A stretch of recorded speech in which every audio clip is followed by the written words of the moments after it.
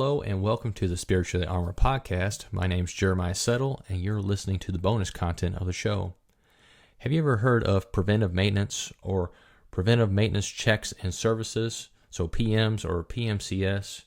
I've heard it a lot throughout my jobs, and I hear it still at the job that I'm working at. I work at a shipyard, and one of the things that I do is crane maintenance. And one of the things that we're always checking is the oil level. We're making sure that all the grease fittings are lubed up. We're making sure that when it comes to the actual brake pads, that they're not worn down disproportionately. There's a bunch of things that we check, but we do it on a frequent basis. And usually it's kind of monthly or semi-monthly. And then when you can start getting to bigger things, it may be,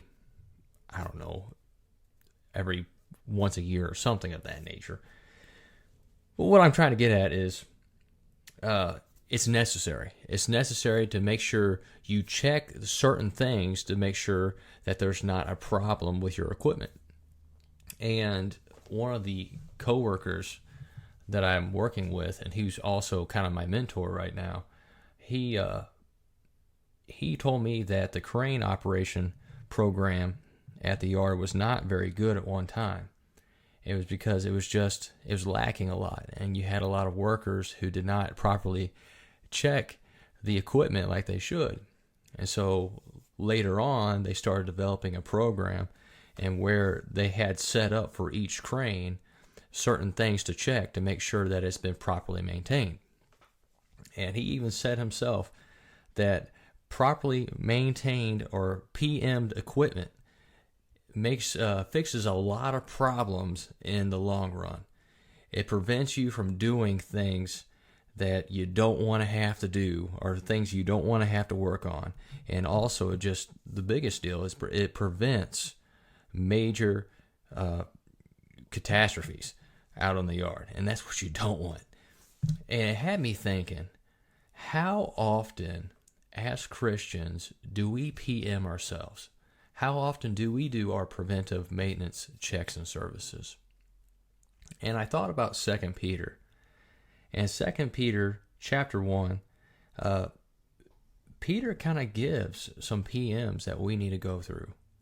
He says in verse 5, "But also for this very reason, giving all diligence, add to your faith virtue, to virtue knowledge, to knowledge self-control, to self-control perseverance, to perseverance godliness, to godliness brotherly kindness, and to brotherly kindness love." This is a good list. This is a good list of things that we need to check up on. And it's not something we need to check up on once a year. This should be something we check upon every day. How are we doing when it comes to our faith, our virtue, our knowledge, our self-control, our perseverance, our godliness, and brotherly kindness, and then love?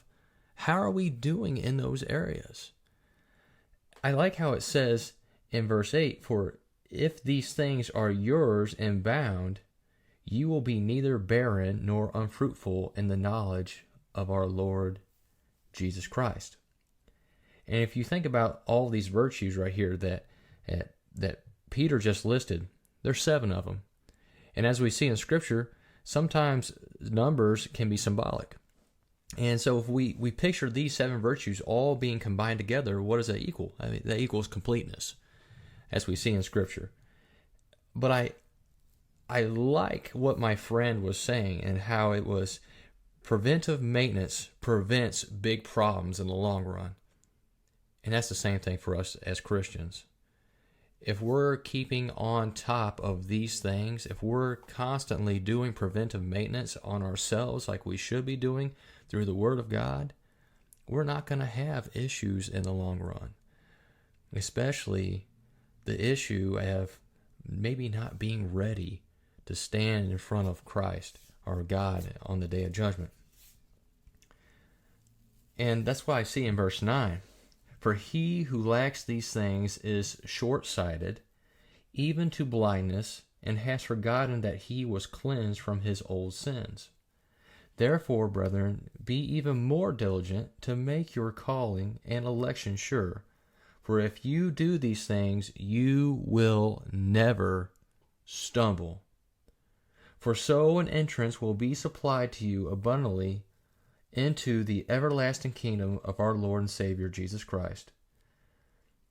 I like how it says there in the very beginning of verse 9, for he who lacks these things is short-sighted, and even unto blindness.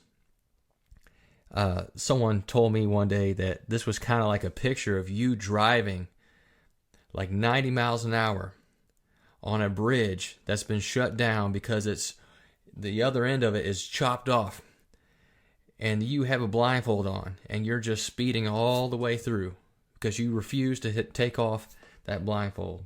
I don't know if that's a good analogy or not, but that just gives you something to think about.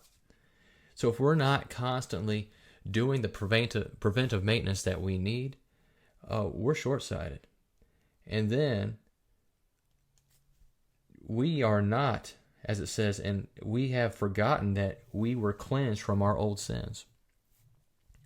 In verse 10, though, it says, therefore, brethren, be even more diligent to make your call and election sure. And this should be the confidence for us right here. For if you do these things, you will never stumble.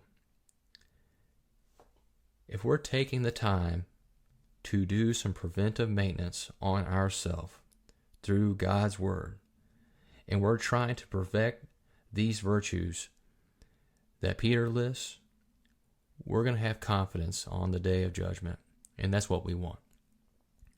So if you're not taking the time to evaluate your own life, to do some preventive maintenance checks and services, I encourage you to do that. I'm going to do it myself. And just like where it says right here in verse 11, for so an entrance will be supplied to you abundantly into the everlasting kingdom of our Lord and Savior, Jesus Christ.